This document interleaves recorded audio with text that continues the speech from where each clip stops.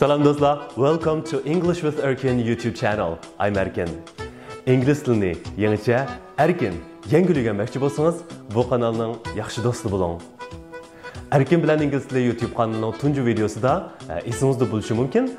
Darsni biz tongue twister, ya'ni til yumshatish mashqi bilan boshlagan edik. Bugun oldi bilan yangi bir til yumshatish mashqi o'rganamiz. Undan biz doim qaymoq qilish ahvol ko'rildigan, davomli aralashtirib o'tish sababidan xatolik sodir qildigan din, tin, qarg'anda degan silishtirma so'z va qo'shimchalarni ingliz tilida qanday to'g'ri ifodalaymiz degan mazmun to'g'risida to'xtalamiz.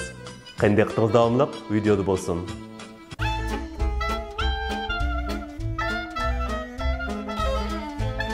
She sells seashells by the seashore. Seashells.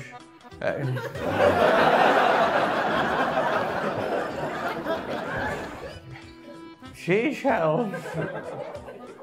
Seashells. By the seashore. Bu cümlenin ma'nosi bo'lsa, o qiz dengiz bo'yida dengiz qululi sotadi degan jumla bo'ldi. Bu xuddi Uyg'ur tilida biz deydigan qishda kishmish pishmasmish, pishsimi egilib bo'lmasmish deydigan jumlaga o'xshaydi.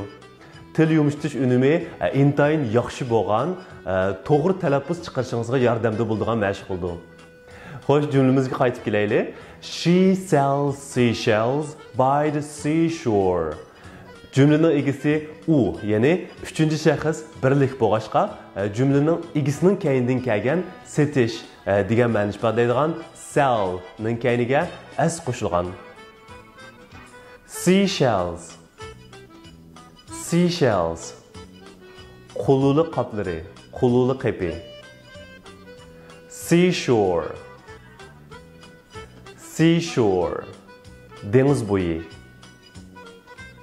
Now please repeat after me. She sells seashells by the seashore. She sells seashells by the seashore.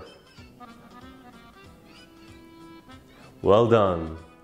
Prefer something to something. Bilan then dan iborat bu silishtirma jumlalarda ishlatiladigan bog'lovchilar to'g'risida to'xtalamiz. We use prefer something to something to say we like one thing or one activity more than another. Biz bu prefer something to something degan ifodalash shaklini ma'lum bir ish, shay'i yoki narsani yana bir ish, shay'i yoki narsaga solishtirganda bakrak yaxshi ko'radiganligimizni ifodalash uchun ishlatamiz.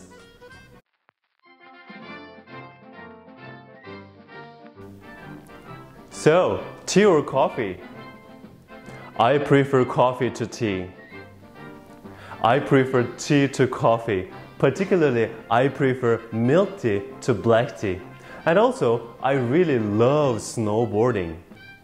Well, I prefer ice skating to snowboarding, to be honest. I see.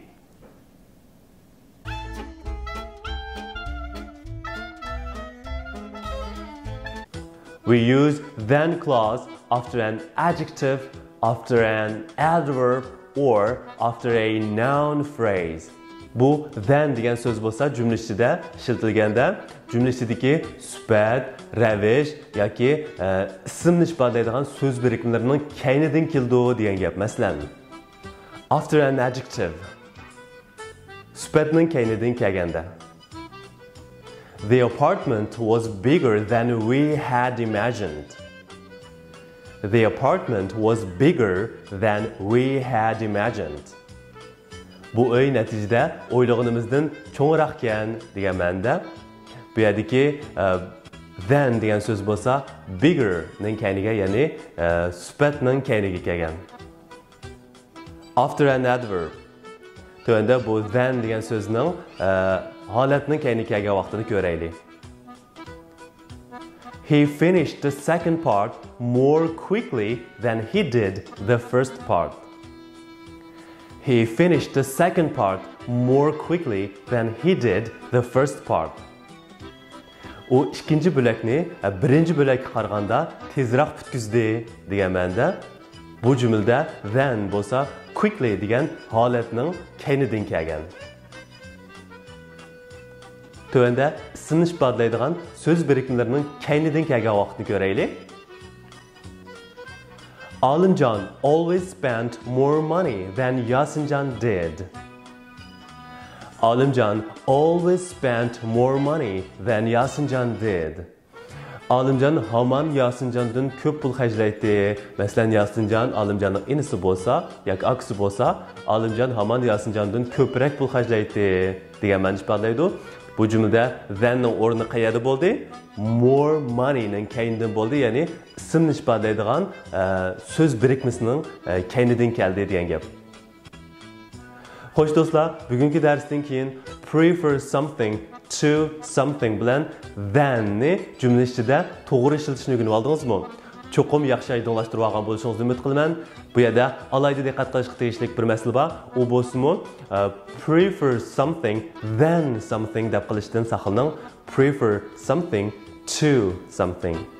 Xo'sh do'stlar, bugungi darsimizning mazmuni mushagicha bo'ldi. Hech abone bo'lmagan bo'lsangiz, qizlaranglik subscribe button, ya'ni abone bo'l degan knopkani bosish orqali abone bo'lsangiz bo'ldi. Bu videolarimni ham bahrilab qo'yishni unutmang. Kelar hafta ko'rishaylik. Xayr xo'sh.